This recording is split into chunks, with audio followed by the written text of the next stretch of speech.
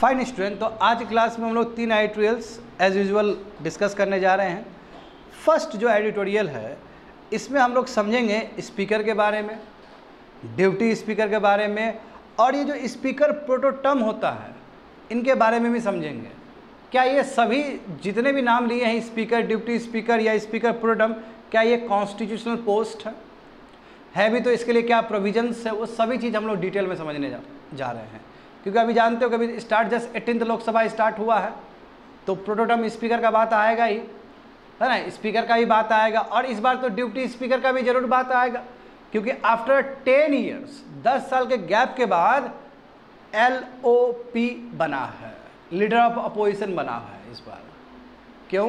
क्योंकि जानते हो कि जो इंडियन नेशनल कांग्रेस है उसको लगभग 100 सीट्स मिला है, तो आपको LOP बनने के लिए कम से कम आपका 10% वोट होना चाहिए, 10% सीट्स होने चाहिए। जैसे 543 सीट्स टोटल, इस बार 543 कॉन्टेस्ट हुआ इलेक्शन, करेक्ट, तो उसमें से कम 55 सीट होना चाहिए। तो देखो कांग्रेस का इस बार अच्छा खासा है, 9900 है आसपास। तो after a gap of 10 years 10 साल के बाद फिर से पार्लियामेंट को LOP मिला है। तो LOP मिला है तो डिप्टी स्पीकर एक कंपल्सन हो जाता है। तो सभी चीज़ समझेंगे यहाँ पे। बिल्कुल 41 का ही एक्सटेंशन 42 है, सॉरी 40 का ही एक्सटेंशन 41 है। तो ये जो 18th लोकसभा देख रहे हो जो स्टार्ट होने वाला है, तो इसमें समझेंगे कि जो कन्वेंशंस है, कन्वेंशन जो परंपरा जो है लोकसभा का, और जो प्रोसीजर है, क्या 18th लोकसभा इस चीज़ को फॉलो करेगा? क्या वो दलगत राजनीति से उठ के काम करेगा? मतलब राजनीति अपने जगह है, नहीं, बीजेपी कांग्रेस जो भी है पार्टी वो अपने जगह है, मगर लोकसभा जो है ये हाउस है और ये परंपरा है। तो परंपरा जो कन्वेंशन जो चलता है वो कन्वेंशन को आगे कैरी किया जाएगा कि नहीं किया जाएगा, सवाल ये है। क्योंकि जानते हो कि ये 10-12 साल में बहुत ही फ्रिक्शन देखने को मिला है, स्पेशली जब 2014 से जो सरकार बना हुआ है उसके बाद lots of friction between opposition and ruling party. तो देखेंगे कि जो कन्वेंशन है, जो प्रोसीजर है, उसको फॉलो किया जाएगा कि नहीं किया जाएगा आगे। खैर वो तो समय ही बताएगा, अभी तक देखेंगे क्या क्या हुआ है। And third one which is a very very important editorial, कि क्या अब समय आ चुका है कि भारत को भी नेशनल सिक्योरिटी स्ट्रेटजी डॉक्यूमेंट्स चाहिए जस्ट लाइक यूनाइटेड स्टेट्स? जरूरी है, क्योंकि अभी दुनिया में बहुत थ्रेट्स बढ़ रहे हैं। जब दुनिया में थ्रेट्स बढ़ रहे हैं तो हमारे पास एक डेडिकेटेड डॉक्यूमेंट होना चाहिए, ताकि दुनिया को भी पता चले कि we are very very serious about our security. अब सिक्योरिटी का मतलब केवल एक्सटर्नल थ्रेट ही नहीं है, खाली टेररिस्ट का थ्रेट नहीं है student. Global supply chain disruption होना वो भी एक थ्रेट है। इंडियन ओशन रीजन में यदि चाइनीज़ का फोड़े बढ़ता है तो वो भी एक थ्रेट है। साइबर अटैक यदि दूसरे कंट्री से हो रहा है तो वो भी एक थ्रेट है। तो ऐसे परिस्थिति में हमारा एक डेडिकेटेड डॉक्यूमेंट होना चाहिए, समझ गए? तो चलो चर्चा करते हैं हम लोग। हाँ,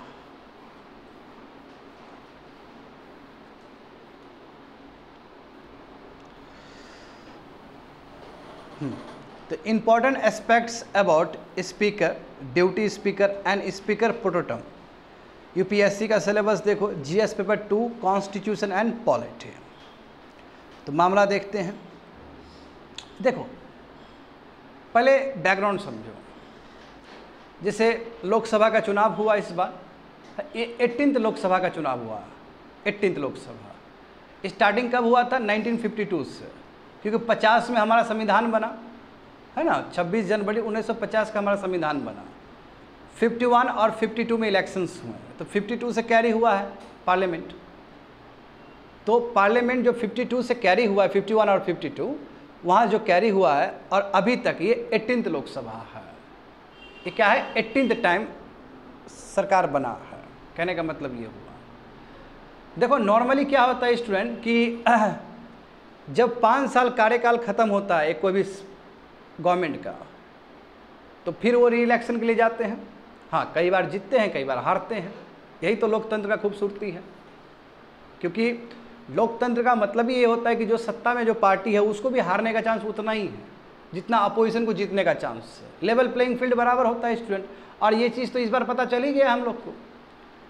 बीजेपी जो 2014 में पूर्ण बहुमत से आई, 2019 में प्रचंड बहुमत से आई, और इस बार 2024 में तो उतना मेजोरिटी से नहीं आई।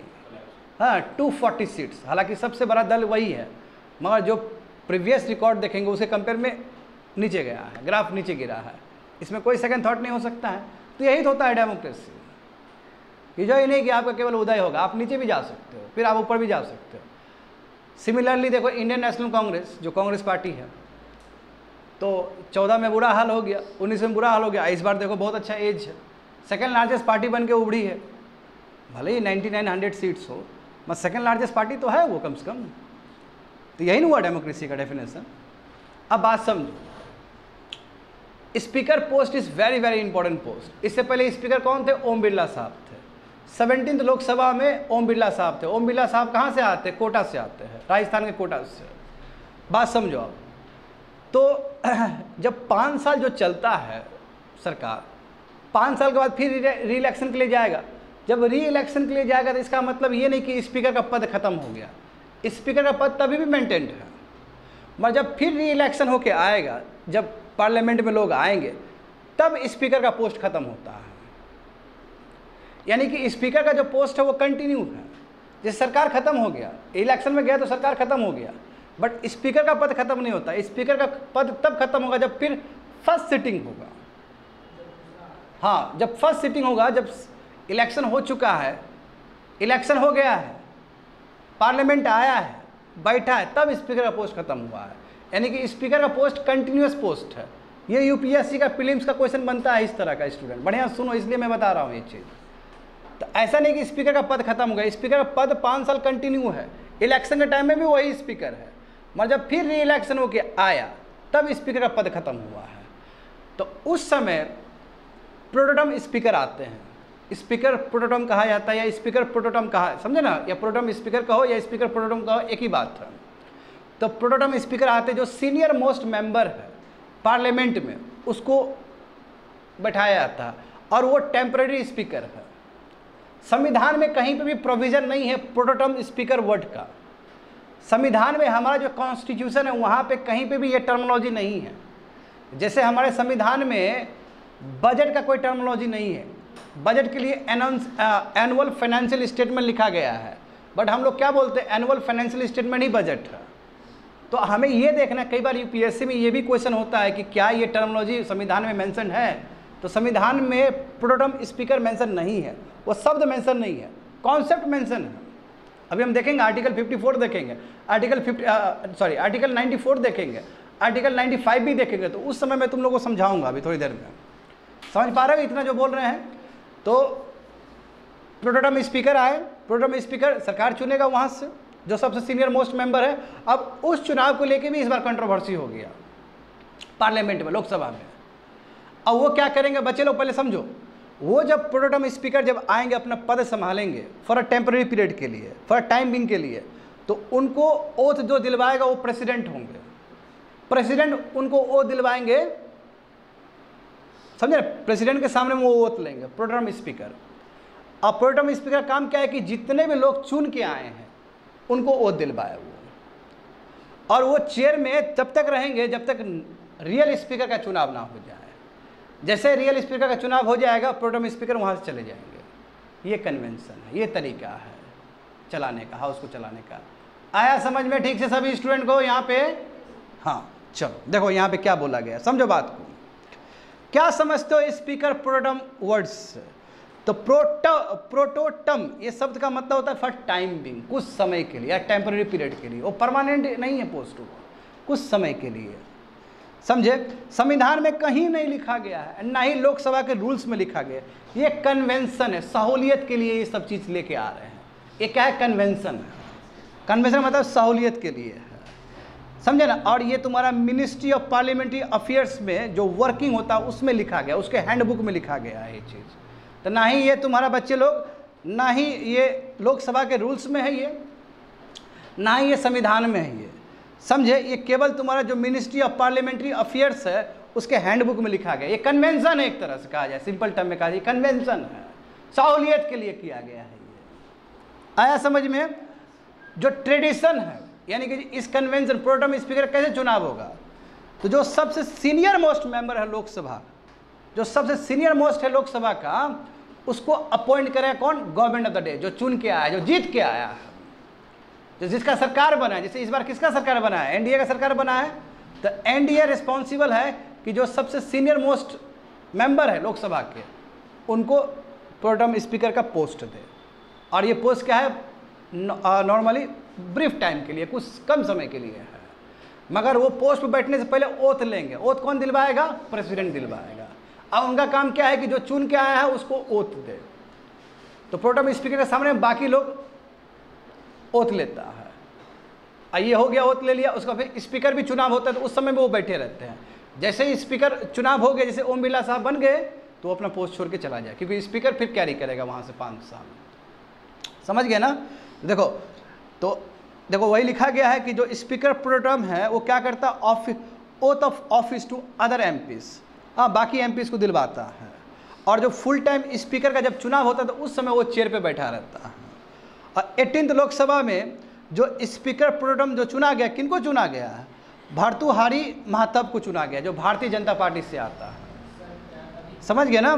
जो भारतीय जनता पार्टी से आता है। अब इनको इनको जब चुना गया तो एक विवाद हो गया। वो विवाद क्या है? कंट्रोवर्सी क्या है? तो समझो यहाँ पे क्या कंट्रोवर्सी है regarding the selection of pro tem speaker. देखो, अब इस बात को हमें समझना होगा कि नॉर्मली जो प्रोटेम स्पीकर होंगे, अभी कहा गया है ना कि कन्वेंशन क्या है कि जो सबसे सीनियर मोस्ट मेंबर होंगे उसको ही चुना जाएगा। तो प्रोटेम स्पीकर जो होते हैं वो सबसे सीनियर मोस्ट एमपी होते हैं।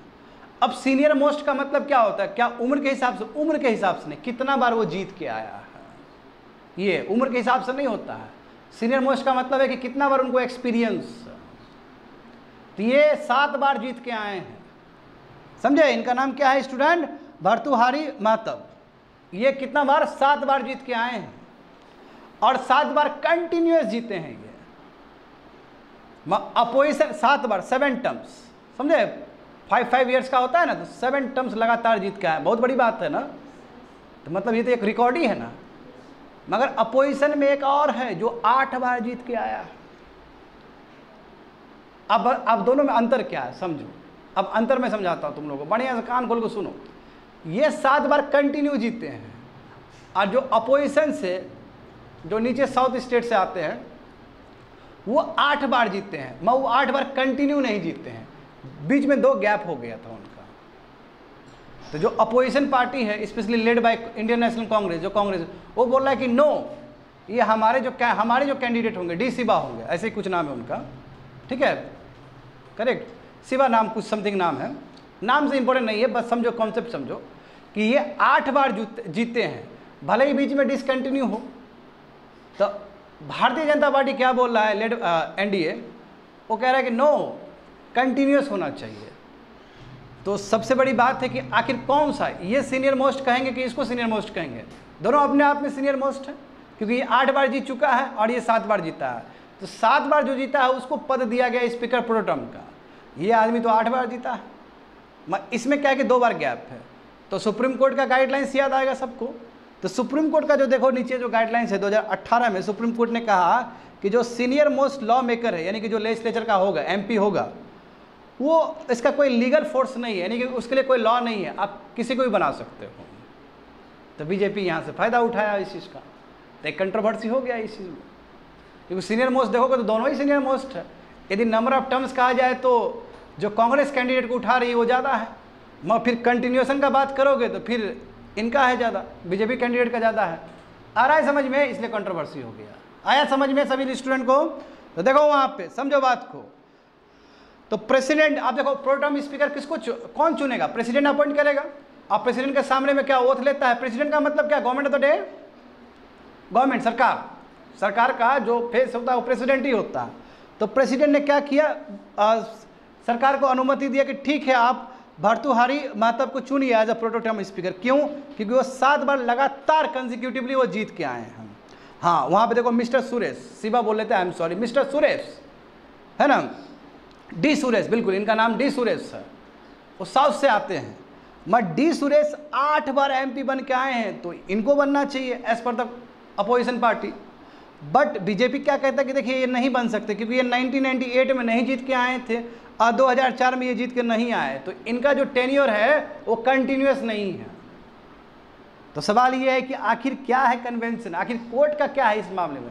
तो कोर्ट ने ऐसा कुछ बोला ही नहीं। कोर्ट ने कहा कि कोई लीगल फोर्स नहीं है, इसके लिए कोई लॉ नहीं है, आपको जो जैसा समझ में आता है आप अपने हिसाब से तय कर सकते हो सीनियर मोस्ट मेंबर का क्या डेफिनेशन होगा। तो बन गए ये प्रोटेम स्पीकर, भर्तृहरि मेहता बन गए। समझ में आया? तो एक कंट्रोवर्सी हुआ ना, दोनों का अपना दलील तो ठीक ही था, तो दोनों देखोगे दोनों का ही अपना दलील ठीक है ना, समझ पा रहे हो ना, स्टेटमेंट एंड काउंटर आर्गुमेंट दोनों का ही सही है। आगे देखते हैं, तो थोड़ा संविधान का जो आर्टिकल्स है उसको थोड़ा पढ़ते हैं। आर्टिकल 94 एंड आर्टिकल 95 क्लॉज 1, ये क्या कहता है संविधान का जो आर्टिकल है, ये जो अनुच्छेद 94 है और 95, इसमें क्या लिखा गया है संविधान में। तो देखो आर्टिकल जो 94 है संविधान का, ये कहता है कि जो स्पीकर है लोकसभा का shall not vacate his और हर ऑफिस until immediately, बोले ना कि जैसे देखो चुनाव में गया, इसका मतलब ये नहीं कि वो वैकेट कर देगा, सीट खत्म नहीं हो जाएगा स्पीकर का। स्पीकर का जो सीट है वो कंटिन्यू रहेगा जब तक फर्स्ट सीटिंग ना हो जाए नया लोकसभा का। ये बहुत ही इंपॉर्टेंट चीज है। इसका मतलब यही कि पद का गरिमा बना रहे कंटिन्यूअस। जैसे एक लोकसभा डिसॉल्व हो गया 5 साल, फिर इलेक्शन में गया ना, तो उस समय भी लोकसभा का स्पीकर ही कहलाएगा। ओम बिरला साहब इलेक्शन के टाइम में भी स्पीकर वही थे, भले ही हाउस डिसॉल्व हो गया हो, मगर जब फर्स्ट सिटिंग हुआ 18th लोकसभा का, तब उनका पद खत्म हुआ। समझे? तो देखो क्या लिखा गया है कि the speaker of the Lok Sabha shall not vacate his or her office until immediately before the first meeting of the Lok Sabha after its dissolution. यानी कि 5 साल जब खत्म हो गया, जब पहला मीटिंग हुआ नेक्स्ट इलेक्शन होने के बाद जो नया गवर्नमेंट बना, तब तक पोस्ट कंटिन्यू है। फर्स्ट सिटिंग हो गया तब पद खत्म हुआ। कहने का मतलब ये हुआ। ये क्यों, आखिर क्यों ऐसा किया जाता है? ताकि जो ऑफिस ऑफ स्पीकर का जो पद है वो कभी भी खाली ना रहे, उसका एक गरिमा है। समझे? नेवर वैकेंट नहीं होना चाहिए। क्योंकि ओम बिरला साहब 17 लोकसभा में स्पीकर चुने गए और ये 24 जून तक, अभी 24 जून को नया सिटिंग हुआ ना, 24 जून को नया सिटिंग हुआ 18th लोकसभा का, वो तब तक स्पीकर रहे हैं। बात समझ में आ रहा है? तब तक वो स्पीकर रहे हैं। फर्स्ट मीटिंग, क्योंकि फर्स्ट मीटिंग जो 18th लोकसभा का हुआ था, कब हुआ था? 24 जून को हुआ था। मैं वहाँ प्रिसाइड नहीं करेंगे, तब तक उनका डेडलाइन है। फिर प्रोटेम स्पीकर आएंगे, फिर काम चलेगा। ये 94 आर्टिकल 94 में ये लिखा गया है। भारत के संविधान में इस अनुच्छेद में लिखा गया है ये प्रोविजंस। बच्चे लोग जो डाउन करना है, पॉइंट सबको लिखना है, इंपॉर्टेंट पॉइंट सब कोई काम आएगा। जब पॉलिटी पढ़ाएंगे ये सभी चीज़ काम आएगा तुम लोग को समझने में। पार्लियामेंट जब चैप्टर पढ़ोगे ये सब चीज़ बहुत ही रेलेवेंट हो जाएगा उस समय। समझे? 95 क्या कहता है? अब देखो ये बहुत इंपॉर्टेंट है। 95 ये कहता है when the post of speaker and deputy speaker is vacant, जब मान लो कि जो स्पीकर का जो पद है और जो डिप्टी स्पीकर के बाद जो होता है सेकंड पोस्ट, वो डिप्टी स्पीकर होता है। इसका मतलब ये नहीं कि डिप्टी स्पीकर सबऑर्डिनेट होगा स्पीकर का। दोनों अपना जो पावर डिराइव करता है वो संविधान से ही करता है। कोई सबऑर्डिनेट नहीं, जूनियर नहीं है डिप्टी स्पीकर का, जूनियर नहीं है, उसको जूनियर नहीं कहा, इक्वल पद है वो। ऐसा नहीं कि ड्यूटी स्पीकर लग गया इसका मतलब स्पीकर दबाएगा, बिल्कुल नहीं दबाएगा। डिप्टी स्पीकर ही बहुत पावरफुल पोस्ट है। तो स्पीकर या डिप्टी स्पीकर का मान लो कि पद खाली हो, तो उस समय प्रेसिडेंट के पास पूरा पावर है कि किसी भी स्पीकर को, किसी भी आदमी को, लोकसभा का मेंबर को वो उठा सकता है वहाँ से और स्पीकर का पद दे सकता है फॉर टाइम भी। बिल्कुल, कहने का मतलब स्पीकर प्रोटेम वाला जो टर्मिनोलॉजी है वो इसी आर्टिकल को डिराइव करके बना है। क्यों? 24 को स्पीकर का पद खत्म हो गया, ड्यूटी स्पीकर पहले से भी नहीं है, तो पूरा वैकेंट हो गया ना जी स्पीकर। क्योंकि 17 लोकसभा में ड्यूटी स्पीकर तो था ही नहीं, क्योंकि एलओपी किसी का बना ही नहीं, लीडर ऑफ अपोजिशन कोई बना ही नहीं, किसी को 55 सीट मिला ही नहीं। बात समझ पा रहे हो ना? तो स्पीकर का पद भी खाली हो गया 24 को। समझे? और डिप्टी स्पीकर तो पहले से नहीं था, तो उस केस में प्रेसिडेंट किसी को चुन सकता है ना पद के लिए। तो ये जो स्पीकर प्रोटेम वाला जो शब्द है, यही आर्टिकल 95 को ही इन्वोक करके पाया गया है, मिला है। समझ पा रहे हो ना? तो देखो वही लिखा गया, the president appoints a member of the Lok Sabha to perform the duties of the speaker, और this would be the situation, ये तब होगा सिचुएशन जब पहला मीटिंग हो रहा होगा न्यू लोकसभा का, और वो कुछ नहीं तुम्हारा इक्वल टू स्पीकर प्रोग्राम है। होप सो समझ में आ रहा होगा स्टूडेंट तुम लोग को, बहुत ही स्लो चल रहे हैं, चाहे कॉन्सेप्ट समझो इसका। और ये जो पढ़ा रहे हैं तो स्टैटिक भी पढ़ा रहे हैं इसके साथ में। आगे देखो, आगे देखो, तो आर्टिकल 93 क्या कहता है? आर्टिकल जो 93 है संविधान का, वो कहता है कि Lok Sabha choose 2 members to its speaker and deputy speaker, यानी कि आर्टिकल 93 में ये ऑब्लिगेशन है लोकसभा के ऊपर, मेंबर के ऊपर, क्योंकि आपको 2 पद का चुनाव करना है, स्पीकर का भी चुनाव करना है और डिप्टी स्पीकर का भी चुनाव करना है। हाँ, वेरी वेरी इंपॉर्टेंट, ये देखो सेकंड और थर्ड पॉइंट बहुत ही इंपॉर्टेंट है। Election of the speaker, speaker का जो इलेक्शन का जो डेट है, स्पीकर का जो इलेक्शन का डेट है वो फिक्स कौन करेगा? प्रेसिडेंट करेगा। मगर जो ड्यूटी स्पीकर का जो इलेक्शन का जो डेट है वो स्पीकर तय करेगा। तो सी द डिफरेंस, समझे? आया समझ में ये चीज? कितना कैची है ये चीज? यूपीएससी आराम से प्रीलिम्स में ये क्वेश्चन पूछ सकता है तुम लोग से, क्योंकि तुमको लगेगा प्रेसिडेंट ही करेगा इसका भी, डिप्टी स्पीकर का ऐसा नहीं है। तो जो इलेक्शन का डेट फिक्स करने वाला स्पीकर का कौन है? प्रेसिडेंट है। बट ड्यूटी स्पीकर का जो इलेक्शन का डेट जो फिक्स करेगा वो स्पीकर, क्योंकि स्पीकर बन चुका है। जैसे ओम बिरला साहब ही अब तय करेंगे कि ड्यूटी स्पीकर का कब इलेक्शन होगा, समझ गए ना? हाँ, मैं ये चीज़ वही देखो यही बोला कि ड्यूटी स्पीकर कम मत समझो, वो भी एक कॉन्स्टिट्यूशनल पद है, पोस्ट है, एज पर आर्टिकल 93, वो भी कॉन्स्टिट्यूशनल पोस्ट है, संवैधानिक पद है वो, समझे?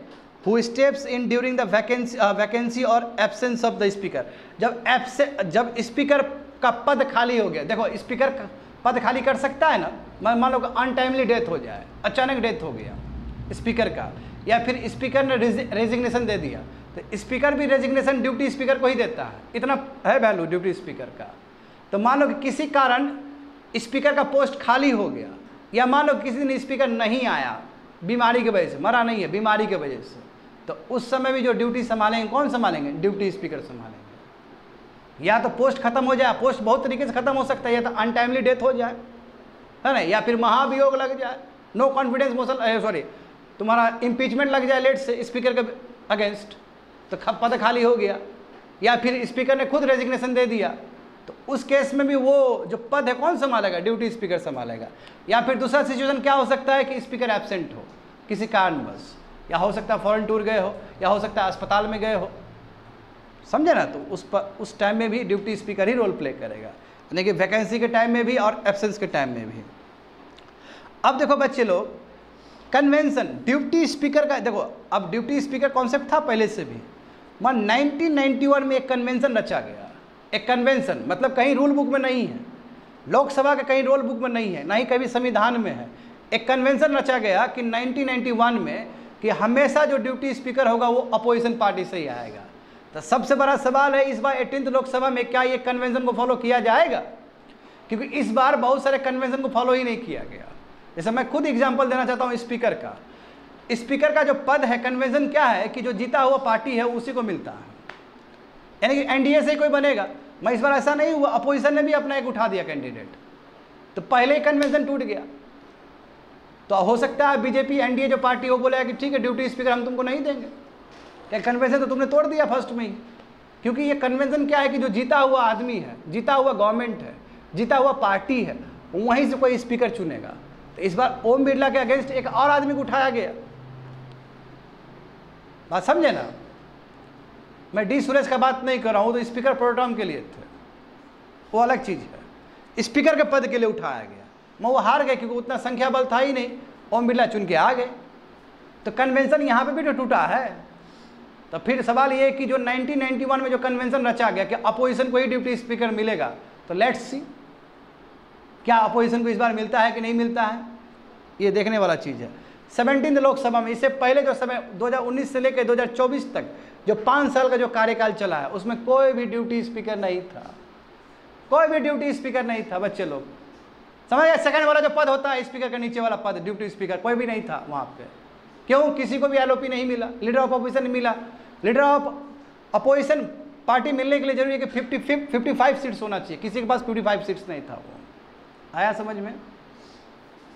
आगे देखो, तो क्या समझते हो स्पीकर से? देखो स्पीकर, आखिर स्पीकर का काम क्या है?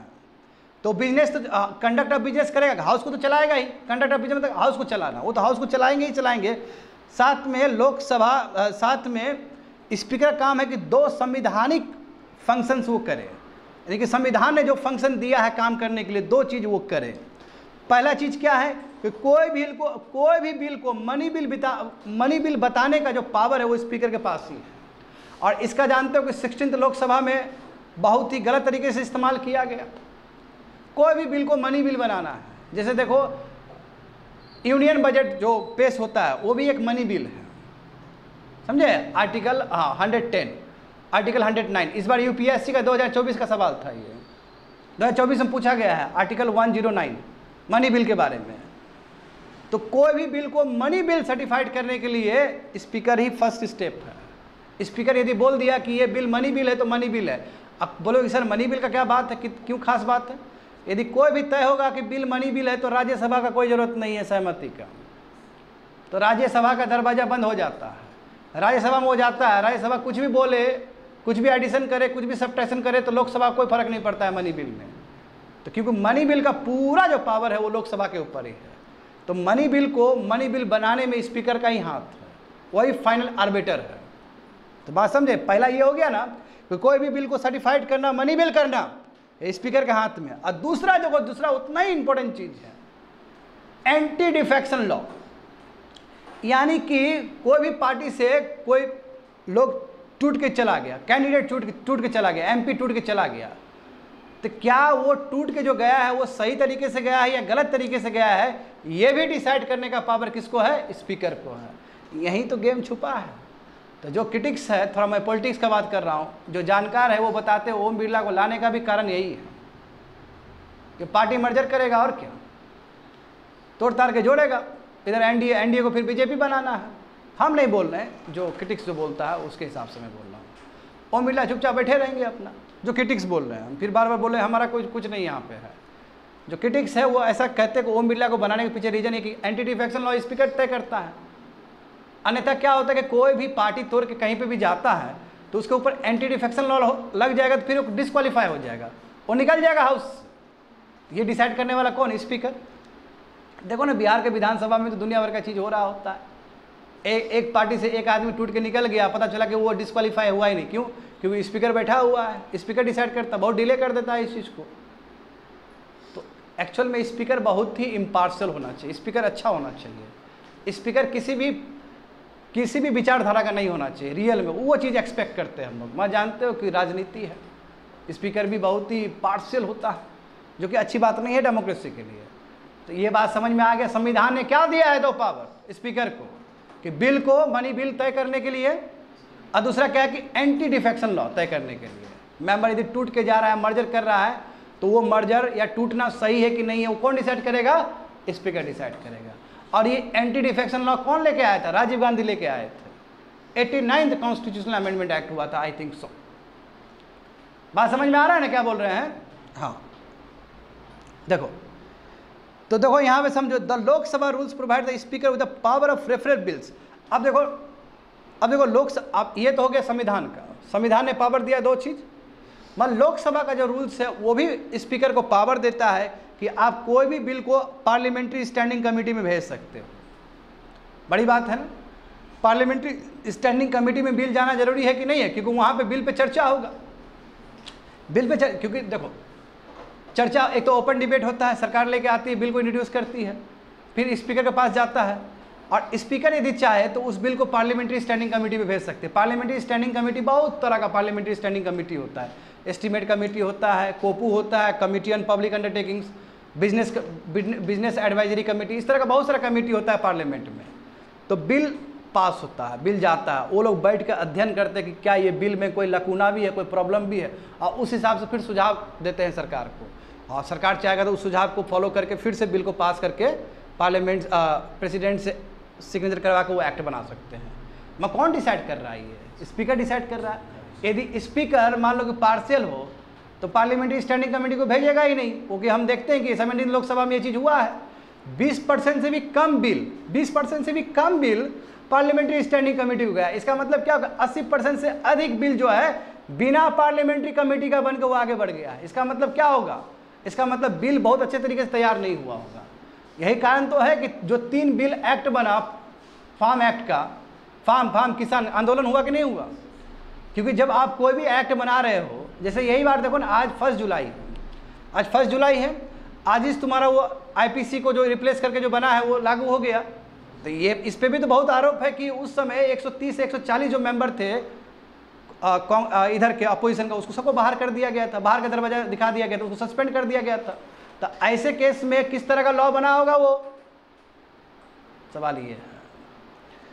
समझ रहे हो ना, जो लोकसभा का जो रूल है, स्पीकर को एकदम बहुत ज़्यादा पावर देता है कि आप बिल को स्टैंडिंग पार्लियामेंट्री कमेटी में भेज सकते हो। और दूसरी बात यह है कि कोई भी मान लो कि कुछ गलत काम कर रहा है मेंबर सब, तो उसको 5 दिन तक के लिए सजा दे सकता है, सस्पेंड कर सकता है स्पीकर।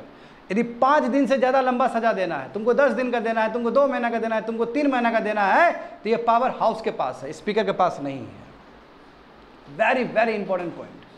5 दिन तक ही सस्पेंड कर सकता है स्पीकर। 5 दिन से अधिक स्पीकर 5 दिन से अधिक मान लो कि सस्पेंड करना है किसी मेंबर को, तो उसका पावर किसके पास है, हाउस के पास पावर है। अब विद्यार्थी लोग देखो कि तुम लोग देखो 2009 और 2014 ये मनमोहन जी का 2nd टेन्योर था। मनमोहन जी का 2nd टेन्योर है बच्चा लोग, ये समझो बात को, 9 और 14 का। इसमें 71% बिल पार्लियामेंट्री स्टैंडिंग कमेटी को भेजा गया। Just see the healthy democracy. देखो डेमोक्रेसी यहां दिखता है। बात समझ में आ रहा है क्या बोल रहे हैं? स्पीकर कितना अच्छा होगा कि इतना ज़्यादा बिल भेजा है, 71 मेजोरिटी ऑफ द बिल भेजा है। You just see the case of 2019 और 24, मात्र 16% बिल गया है पार्लियामेंट्री स्टैंडिंग कमेटी को। साफ साफ नहीं दिख रहा है तुम लोग को क्या कि स्पीकर किस तरह का रोल प्ले कर रहा है कंट्री में? आया समझ में क्या बोल रहे हैं? हाँ, दिखता है वो चीज। आगे देखो, तो आखिर ये जो स्पीकर का जो पद है, आखिर ये जो स्पीकर का पद कहां से लिए? यूके पार्लियामेंट से लिए हम लोग। क्या कि ब्रिटिश ही ना आया सिस्टम बनाया भारत में, गवर्नमेंट ऑफ इंडिया एक्ट 1934 1935, वहीं सब कुछ चला है। तो अब ब्रिटिश से तो अपना लिए सिस्टम, मगर ब्रिटिश का जो ओरिजिनल चीज था वही चीज को हम लेफ्ट आउट कर दिए, वही चीज नहीं किए। देखो ब्रिटिश में क्या है, ब्रिटेन में क्या है, ब्रिटेन में यह है कि एक बार कोई स्पीकर बन गया किसी पार्टी से तो वो पार्टी छोड़ना पड़ता है स्पीकर को। इंडिया में कहाँ हो रहा है ऐसा? अभी भी ओम बिरला साहब बीजेपी का ही मेंबर है। तो इंडिया में भी तो ट्रू लेवल पर फॉलो करना चाहिए था इस चीज को, ताकि स्पीकर क्या इम्पार्शियल रहे, स्पीकर इंटीग्रिटी के साथ काम करे, क्योंकि स्पीकर पर आरोप लगेगा ही लगेगा।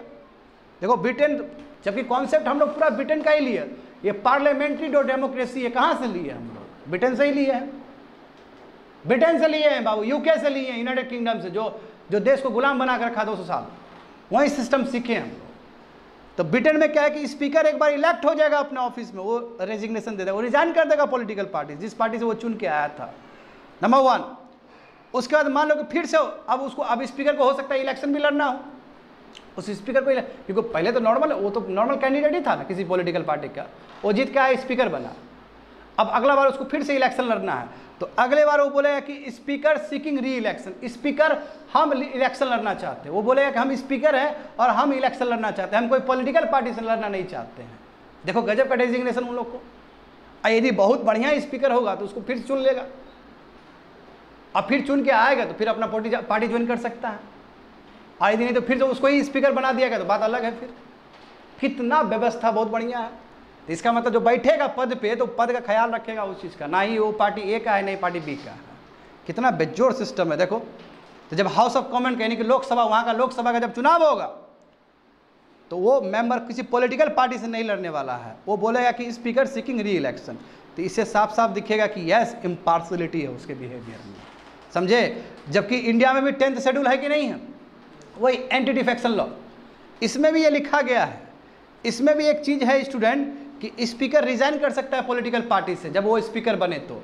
इंडिया में अभी तक ये लागू नहीं हुआ। इसका मतलब इंडिया में प्रोविज़न है, इंडिया का 10th शेड्यूल में ये प्रोविज़न है कि जब स्पीकर जब चुन के आता है स्पीकर के रूप में तो उस समय वो पॉलिटिकल पार्टी को रिजाइन कर सकता है। इंडिया में अभी तक कोई भी स्पीकर ऐसा नहीं हुआ जिसने पॉलिटिकल पार्टी को रिजाइन कर दिया हो। इसका मतलब इंडिया में कमी नहीं है, इंडिया में दूसरे लॉ में दिया गया है, ये 10th शेड्यूल में दिया गया है ये प्रोविजंस, हमने लागू नहीं किया। देखो लिखा है it has never been done by any speaker till date, अभी तक किसी स्पीकर ने नहीं किया है। यदि 10th शेड्यूल से भी हम इन्वोक करके यदि हम कर लेते ये चीज़ को, अच्छा होता ना कंट्री में, स्पीकर इम्पार्शियल होता कि नहीं होता। तो ये क्या लिखा गया, इसलिए देखो सुझाव दिया गया है कि पॉलिटिकल पार्टी से रेजिग्नेशन करना बहुत जरूरी है स्पीकर के लिए, और ये पहला स्टेप हो सकता है इंडिपेंडेंस के लिए कि ठीक है आप आज़ाद है, आप किसी पॉलिटिकल पार्टी के इन्फ्लुएंस में नहीं रहेंगे और आप बढ़िया से मुखिया हो, क्योंकि देखो स्पीकर का पद सबसे बड़ा पद है लोकसभा के लिए, प्राइम मिनिस्टर से भी बड़ा पद है स्टूडेंट स्पीकर का बनना, इसलिए तो स्पीकर बनना चाहता, बहुत बड़ा पद है स्पीकर का। स्पीकर मतलब गार्जियन ऑफ द हाउस, समझे, कस्टोडियन ऑफ द कॉन्स्टिट्यूशन है वो। तो जरूरी है ना अपने पॉलिटिकल पार्टी से, जैसे यूके में हो रहा है, जैसे हमारे पास भी एंटी डिफेक्शन लॉ में प्रोविजंस है, उसको ट्रू लेवल पे हमें फॉलो करना चाहिए। Completed first editorial. देखो सेकंड एडिटोरियल, देखो बिल्कुल इसी का एक्सटेंशन है वो, इसलिए थोड़ा समय ज़्यादा दिए हैं वहाँ पे, इसको इजी तरीके से समझ पाओगे। 18th लोकसभा आ चुका है, पहला मीटिंग हो चुका है, 24 जून से स्टार्ट हो चुका है सेशन।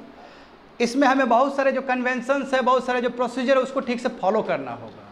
अब देखते हैं कितना फॉलो होता है। Same syllabus, GS paper 2 constitution and polity.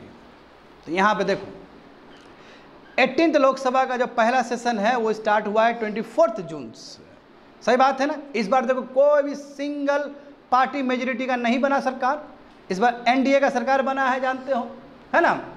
तो 18th लोकसभा स्टार्ट हुआ है तुम्हारा 24 जून से। 10 साल के बाद देखो आफ्टर 10 years गैप लोकसभा को फाइनली लीडर ऑफ अपोजिशन का स्टेटस मिल गया, एलओपी। किसको मिला है? राहुल गांधी जी को मिला है ये पद। राहुल गांधी जी अब क्या डैशिंग तरीके से लड़े हैं इस बार इलेक्शन, देखते हो, जिसको तुम दबाओगे वो फिर उठेगा। समझ पा रहे हो ना क्या बोल रहे हैं। तो राहुल गांधी एलओपी बने हैं आफ्टर ह्यूज, क्या बोला वो, इतना चैलेंज था उनके लिए, बन के आए हैं वो। अब जब कंबाइंड स्ट्रेंथ देखोगे तो अपोजिशन कितना है, 230, रफली बता रहा हूँ, 230 अपोजिशन में है, और जो एनडीए का जो सरकार है लगभग 300 के आसपास है, 293 लगभग 300 मान लिया है। तो देखो इस बार समीकरण डिफरेंट हो गया ना, इस बार प्रचंड बहुमत का सरकार नहीं है, अपोजिशन का भी स्ट्रेंथ बहुत तगड़ा है। तो कुछ भी डिस्कशन होगा तो बहुत तगड़ा डिस्कशन होने वाला है, समझे ना। और इस बार जो 16th लोकसभा में हुआ, जो 17th लोकसभा में हुआ, ऐसा चीज़ होने वाला नहीं है, नहीं तो बहुत खतरनाक फ्रिक्शन हो जाएगा, क्योंकि अपोजिशन को भी तो बहुत तगड़ा मिला है, 230 सीट मिला है, कम है क्या वो, समझे।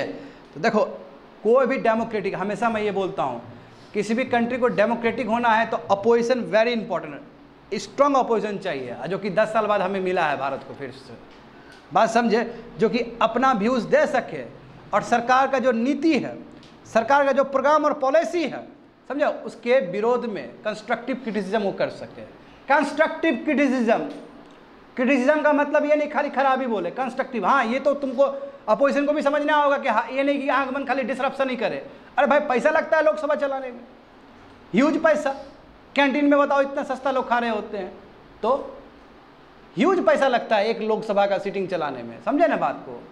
तो ये दायित्व ओनस है अपोजिशन पार्टी के ऊपर भी, कि अपोजिशन पार्टी भी हेल्दी डिबेट करे, ये नहीं कि बीजेपी पार्टी है तो हर समय डिसरप्शन, गलत बात है ये।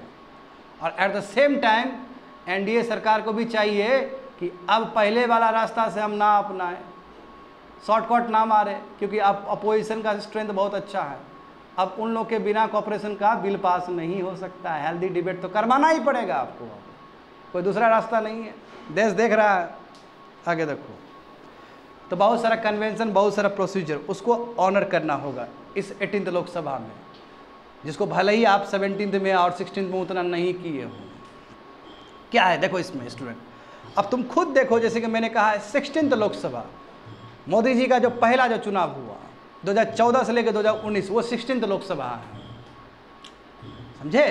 तो 16th लोकसभा में क्या हुआ, देखो यहाँ पे बहुत सारे बिल को अननेसेसरी मनी बिल बता दिया गया उस समय स्पीकर के द्वारा। अब उस समय स्पीकर कौन था? सुमित्रा महाजन। सुमित्रा महाजन कहाँ से? बीजेपी पार्टी से, एमपी से आती है वो। तो उस समय सरकार का दबाव रहा होगा स्पीकर को, इसलिए शॉर्टकट और मैक्सिमम बिल को इन्होंने मनी बिल बता दिया, आधार बिल तक को मनी बिल बता दिया गया था स्टूडेंट। तो उस समय भी ह्यू एंड प्रोटेस्ट हुआ था, उस समय भी ह्यू एंड क्राई हुआ था उस समय भी। तो जो 16th लोकसभा में हुआ कि अननेसेसरी बहुत सारे बिल को मनी बिल बना दिए, ये चीज़ इस बार नहीं होना चाहिए, क्योंकि 16th लोकसभा में इस तरह का एलिगेशन लगा है कि राज्यसभा का दरवाजा को बंद करने के लिए बहुत सारे बिल को मनी बिल करार दिया गया था। इस बार 18th लोकसभा में ये चीज़ नहीं होना चाहिए, क्योंकि भाई वैल्यू है ना, कोई भी बिल को मनी बिल बता दोगे तो राज्यसभा का दरवाजा, राज्यसभा किस लिए है? वो राज्यसभा हेल्दी डिस्कशन के लिए है, डिबेट के लिए है। हर बिल पे वहाँ पे भी चर्चा होना चाहिए। जो बिल मनी बिल नहीं है उसको भेजो वहाँ पे, अननेसेसरी काहे मनी बिल बना रहे हो, सवाल ये उठता है, नंबर 1। दूसरा क्या है, देख सकते हो कि जो 15th लोकसभा है, वही 2009 से लेकर 2014 तक, वो 15th लोकसभा है, मनमोहन सिंह का सेकंड टेन्योर, उसमें लगभग 70% बिल कहाँ गए थे? पार्लियामेंट्री कमेटी में गए थे। तो उस समय स्पीकर बड़ा अच्छे रहे होंगे। मगर 17th लोकसभा में क्या हुआ? इस बार का लोकसभा में तो 2019 से लेकर 24 तक गया 17th लोकसभा, उसमें लेस दैन 20%, वही प्रिसाइजली कहूँ तो 16% बिल केवल पार्लियामेंट्री स्टैंडिंग कमेटी गया थी। ये तो ठीक नहीं है, ये ठीक नहीं ना है, इसको करेक्ट करना होगा इस बार। 17th लोकसभा में विद्यार्थी लोग देखो कि दोनों हाउस, चाहे लोकसभा हो चाहे राज्यसभा हो, थर्ड पॉइंट बता रहा हूँ मैं, जो लोकसभा हो राज्यसभा हो, बताओ कितना 206 टाइम सस्पेंड किया गया है। What is this? ये तो रेडिकुलस है ना। 206 बार सस्पेंड किया गया, रोका गया हाउस को। हाँ, विंटर सेशन में तो हद ही हो गया। विद्यार्थी लोग वही बोल रहे थे तुम लोग को, 2023 का जो विंटर सेशन है, जो जानते हो 3 सेशन होता है पार्लियामेंट में, एक बजट सेशन होता है, एक मानसून सेशन होता है, एक विंटर सेशन होता है। विंटर सेशन लास्ट में होता है, नवंबर दिसंबर में होता है। बात समझे? विंटर सेशन में लगभग 150 मेंबर को एक साथ तुम्हारा सस्पेंड कर दिया गया। ये भारत के इतिहास में पहली बार ऐसा हुआ है। और जब सस्पेंड हुआ तो उसी समय आईपीसी का नया लॉ बना दिया गया। तब कैसे काम चलेगा? क्या अभी हो सकता है ये चीज़? गलत है, ये अनहेल्दी प्रैक्टिस है, चाहे कोई भी पार्टी हो। बात समझे? हाँ, एट द सेम टाइम हमें यह भी समझना है अपोजिशन को भी बहुत ही कंस्ट्रक्टिव रोल प्ले करना है। खाली डिसरप्शन नहीं करना हो, नहीं करना है, उसको कंस्ट्रक्टिव रोल प्ले करना है, हेल्दी डिबेट करना है। बिल के ऊपर सही, सरकार का विरोध अपने जगह पे है, बिल को लेकर होना चाहिए ना। जानते हो ना अपोजिशन भी क्या है कि हर चीज़ ही खराब लगता है सरकार का, उसको ये नहीं होना चाहिए। कंस्ट्रक्टिव क्रिटिसिज्म होना चाहिए, सरकार का नहीं, सरकार का पॉलिसी और प्रोग्राम का एक हेल्दी डिस्कशन होना चाहिए। और साथ साथ जो ट्रेजरी बेंचेस, यानी कि सरकार, ट्रेजरी बेंचेस मतलब जो सरकार रहता है, लिख लो, ट्रेजरी बेंचेस का मतलब गवर्नमेंट ऑफ द डे है। जो गवर्नमेंट, जो सरकार चला रही है, उसको भी क्या करना होगा? उसको भी रिस्पॉन्सिबल तरीके से बिहेव करना होगा। अपोजिशन को दुश्मन नहीं मानना। इंडिया पाकिस्तान का मैच नहीं चल रहा है, ये अपोजिशन को पाकिस्तान नहीं मानना है। अपोजिशन बैठा है इसलिए ताकि ये कंट्री डेमोक्रेटिक कंट्री रहे। तो ट्रेजरी बेंचेस को भी, गवर्नमेंट को भी बहुत अच्छे से बिहेव करना, अपोजिशन को भी लेके चलना है, समझे? और दूसरी बात है, देखो पहले कितना बढ़िया व्यवस्था था। पहले कोई भी बिल, देखो पहले बिल ड्राफ्टिंग स्टेज में होता है। बिल मतलब अभी बिल भी नहीं बना, ड्राफ्टिंग स्टेज है कि हम ऐसा ऐसा लाना चाहते हैं, तो पब्लिक डोमेन में डाल दो, इंटरनेट पे डाल दो। 140 करोड़ में कितने लोग पढ़े लिखे लोग हैं यहाँ पे, प्रोफेसर है, विद्यार्थी है, दुनिया भर का चीज़ है ना, वो अपना फीडबैक देगा। उसके बाद तुम बिल बनाओ, उसको बोलते हैं ड्राफ्ट बिल करना, ड्राफ्टिंग स्टेज में। तो ड्राफ्टिंग स्टेज में बिल को पब्लिक स्क्रूटनी करना चाहिए, पब्लिक डोमेन में डाल देना चाहिए, ताकि पब्लिक का भी ओपिनियन ले सके। अब पब्लिक का ओपिनियन लेगा तो वो बिल ज़्यादा ना इंक्लूसिव होगा, वो बिल ज़्यादा बेटर रहेगा, उसमें पब्लिक का सुझाव भी होगा। पब्लिक अपने आप में इंटेलिजेंस है ना, इंटेलेक्चुअल है कि नहीं है पब्लिक। तो वही बोला कि ये जो प्रैक्टिस है कि ड्राफ्ट बिल को पब्लिक स्क्रूटनी में रखना, इसको जरूरी है, इसको ऑनर करना चाहिए। अब क्या हुआ देखो, बहुत सारे ऐसे बिल पास हुए पार्लियामेंट में जहाँ पे पब्लिक स्क्रूटनी ही नहीं हुआ, यानी कि पब्लिक से ओपिनियन ही नहीं लिया गया। अब वो बिल पास हुआ, फिर पब्लिक के ऊपर थोपोगे तो पब्लिक को पसंद नहीं आएगा। अब तो हमारा जो कंट्री है, इतना लोग, जानकार लोग सब है इस कंट्री में, गली गली में जानकार लोग बैठे हैं। पब्लिक डोमेन में डालिएगा तो एक से यूट्यूब पे जब इतना मैसेज आ सकता है, तो एक बिल पे कितना मैसेज आ सकता है, बात समझो। तो पब्लिक स्क्रूटनी, ये वाला जो कन्वेंशन है, ये वाला जो चीज़ है, प्रैक्टिस है, उसको फिर से ऑनर करना चाहिए। और सरकार को ये बात समझना चाहिए कि पब्लिक स्क्रूटनी में ड्राफ्टिंग स्टेज में डालना चाहिए बिल को। आ रहा है समझ में ना? आगे देखो, ये देखो, ये कितना इंपॉर्टेंट पॉइंट सब student. Time honour convention must be follow. देखो समय वाला जो चीज़ है, समय का जो कन्वेंशंस है वो फॉलो करना चाहिए। एग्जाम्पल देखो, जैसे देखो राज्यसभा में एक बहुत ही यूनिक चीज़ है, राज्यसभा एक यूनिक चीज़ के लिए जाना जाता है। क्या चीज़ है वो, कि कभी भी मिनिस्टर कोई भी अपना स्टेटमेंट दिया राज्यसभा में भी मिनिस्टर जानते हो, राज्यसभा में मिनिस्टर होते हैं, वहाँ से भी कोई मिनिस्टर, इनफैक्ट प्रधानमंत्री तुम राज्यसभा से बन सकता है, यही तो इंडिया का खास है। ब्रिटेन में यदि पार्लियामेंट में यदि प्राइम मिनिस्टर बनना है तो ब्रिटेन में हाउस ऑफ कॉमन से ही बन सकते हैं, नहीं कि वहाँ के लोकसभा से ही बन सकता, हाउस ऑफ एल्डर्स से नहीं बन सकता। मैं इंडिया में ऐसा नहीं है, इंडिया में राज्यसभा से भी कोई बन सकता है। जैसे मनमोहन सिंह तो राज्यसभा के दरवाजे से ही बने थे प्राइम मिनिस्टर, तो इंडिया में दोनों ही फैसिलिटी है। तो कहने का मतलब राज्यसभा में बहुत बार हमारे मिनिस्टर जाते हैं, या तो हो सकता है राज्यसभा का ही मेंबर वाले मिनिस्टर होंगे, या लोकसभा वाले भी लोग जाते हैं राज्यसभा में अपना देने के लिए, स्टेटमेंट देने के लिए, क्योंकि वहाँ भी तो पूछेगा, वहाँ पे भी डिस्कशन चल रहा है। और जानते हो राज्यसभा खास बात क्या है, वो कभी भी डिजॉल्व नहीं होता हाउस, वो हाउस कंटिन्यूस हाउस है, और एक मेंबर 6 साल में रिटायर हो रहा होता है वहाँ पे, और प्रत्येक साल 1/3 मेंबर मतलब वो रिटायर होते हैं 2 ईयर्स में। तो कहने मतलब कंटिन्यूस हाउस है राज्यसभा। और वहाँ खास क्या बात है कि जब मिनिस्टर कोई भी सो मोटो अपना कोई भी स्टेटमेंट दे रहे हैं, तो कोई भी आदमी, राज्यसभा का कोई भी आदमी उठ के क्लैरिफिकेशन ले सकता है और मिनिस्टर बोलेगा, आंसर देगा। ये लोकसभा में नहीं है ये चीज़, ये लोकसभा में नहीं है। यानी कि राज्यसभा में कोई भी मिनिस्टर कुछ भी इशू पे बोले, कोई भी मेंबर बोले कि नो हमको थोड़ा डाउट है, हमको ये चाहिए, तो मिनिस्टर को फिर से बोलना पड़ेगा, उसके ऊपर आंसर देना पड़ेगा। जैसे तुम लोग डाउट पूछते हो ना हमको, तो हमको आंसर देना पड़ेगा। यानी कोई भी स्टेटमेंट मिनिस्टर देता है और उस पर किसी को भी क्लैरिफिकेशन, किसी भी मेंबर को क्लैरिफिकेशन चाहिए, तो मिनिस्टर को देना पड़ेगा। ये चीज़ खास बात क्या है, राज्यसभा का। मगर देखो ये 16th लोकसभा में, 17th लोकसभा में इस चीज़ को ऑनर नहीं किया गया। तो भाई जो राज्यसभा जिस चीज़ के लिए जाना जाता था, वो चीज़ काहे ख़त्म हुआ, फिर से रिस्टोर करना चाहिए ना, इतना बेस्ट चीज़। क्योंकि जितना आप इसे क्या अकाउंटेबिलिटी तय होगा ना जी, आंसरेबल हो गए आप, आपके वर्क को लेके आप बहुत ज़्यादा वो रहोगे, सावधान रहोगे, तो ये चीज़ होना चाहिए। देखो 6th नंबर देखो, very very important, for answering the question the schedule of the calendar allocates various minister on specific day. सही बात है ना, लोकसभा राज्यसभा दोनों ही, कि हर मिनिस्टर का अपना शेड्यूल फिक्स्ड रहता है, कैलेंडर में शेड्यूल फिक्स रहता है कि ये दिन आएगा, ये बोलेगा, स्पेसिफिक डेज रहता है। In fact prime minister office, PMO office के लिए भी रहता है कि ये दिन बोलना है, आपको भी आके आंसरेबल बनना है। मगर क्या हुआ कि ये 10 साल में जब से मोदी जी आए हैं, स्टूडेंट बोल के अच्छा नहीं लग रहा है, ये 10 साल में प्रधानमंत्री कभी भी आके रिस्पॉन्ड नहीं किए हैं, उनके बिहाफ में जूनियर मिनिस्टर आके रिस्पॉन्ड किया, ये भी तो गलत परंपरा है। जब उसमें बोला गया, पीएमओ भी इंक्लूड किया गया है, कोई भी शेड्यूल आपका है, पहले से कैलेंडर में शेड्यूल है कि ये दिन आके बोलना है, इसको पीएमओ के लिए भी है, तो पीएमओ के लिए है तो प्रधानमंत्री को आना चाहिए ना बोलने के लिए, जूनियर मिनिस्टर को भेज देता है बोलने के लिए, गलत चीज़ है कि नहीं है।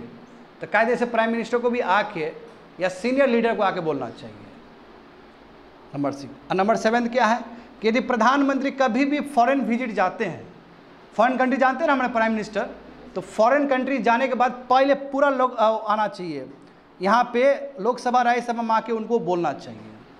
ये नियम था पहले कि practice of making a statement by the prime minister after his foreign travel must be restored. यानी कि गए बाहर विजिट किए, उसके बाद उनको लोकसभा या राज्यसभा में आके बोलना चाहिए, क्या एक्सपीरियंस रहा, क्या MOU साइन हुआ है, दुनिया भर का चीज़ को बोलना चाहिए। मैं ये 10 साल मिसिंग रहा ये चीज़ भी, खाली वो घूमते रह गए।